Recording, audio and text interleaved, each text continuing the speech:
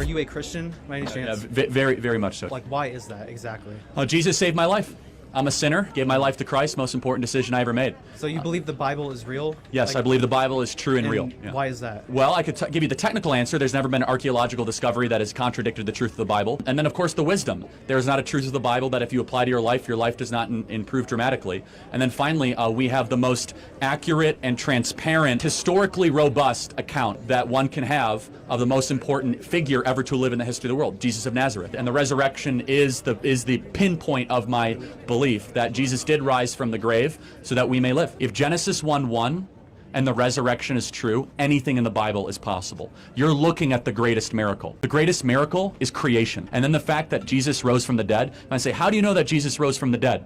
Well, show me another historical piece of a story where so many people willingly died a brutal death for a lie. Every single person around him had everything to lose, and yet they went to the absolute death, from Paul to Peter to the half-brother of James, saying that Jesus is Lord, Jesus rose from the dead. Not to mention, if you were going to fake a story, you would not use female witnesses in the ancient world. In the scriptures, it said that the women were the first one to see Jesus Christ. If you're trying to fake a story, you would never do that.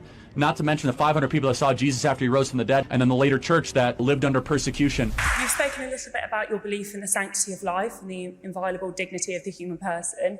I